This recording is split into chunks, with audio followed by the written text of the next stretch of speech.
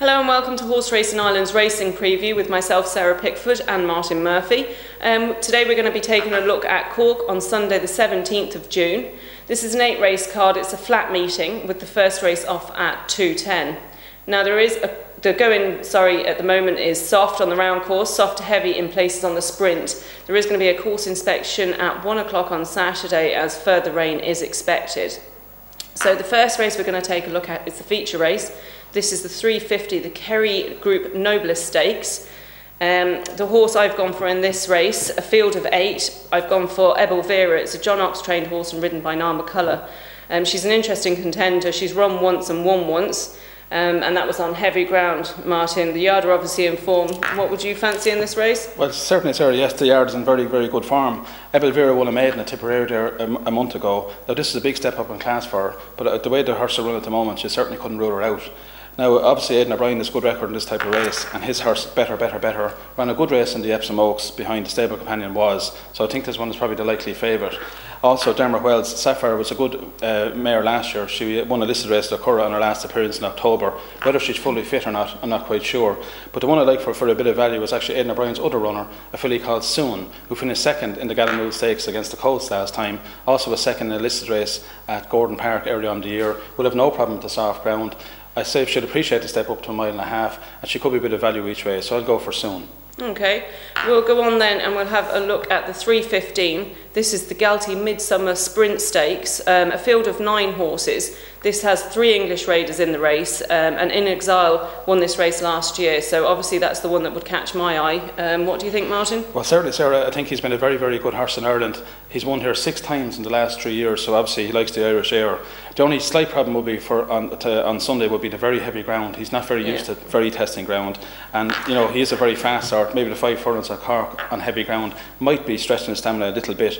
However, as you said, English raiders are very strong here. Border Scott, he is a 12-year-old now, but he was a former winner of the Nunthorpe Stakes 3 years ago, and he is obviously a very useful sort. The pick of the Irish one's probably Santra Padre from David Moran's stable, winner of a listed race at Naas in April, but found the ground too fast in the Greenland Stakes at the Cork last time. I think he's got an each way chance, but I have to say I think In Exile is good enough to win again.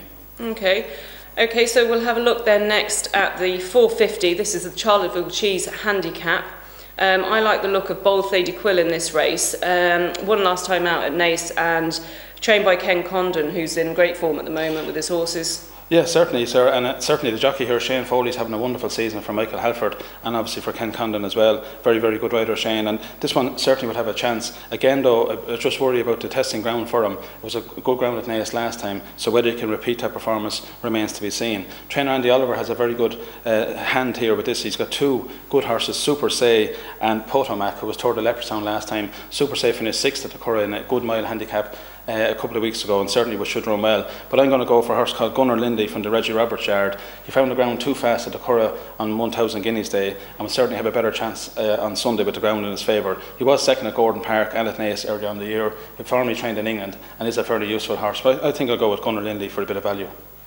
Okay, so obviously it's an interesting card. The ground is going to be very testing. Is there anything else that you like on the card in the other races? Well, yes, in the 520 race, the Golden Olive maiden over a mile, Andy Oliver has a horse here called Firethorn, who was a big price when third at Navan on his first run there last month. It doesn't look a very strong maiden. I expect him to start favourite, and he probably should win. And then in the final race, the 550, a horse I went for last week called Angel Bright, just got touched off at Navan, steps back a furlong to a 7 furlongs here in the low handicap for Dermot Well and Pat Smullen. The stable hasn't been going all that well of late, but I think this one could probably win. The danger here would be 1 of 3, trained by Michael Mulvaney. Has ran well twice in the last week, and obviously, you know, is likely to run well again. But I think Angel Bright is the one for me. Okay, so then we'll just summarise. In the 315, we both like the look of In Exile. The 350, I'm going for Ebel Vera from the John Ox yard, and Martin's going for Soon and the Aidan O'Brien yard.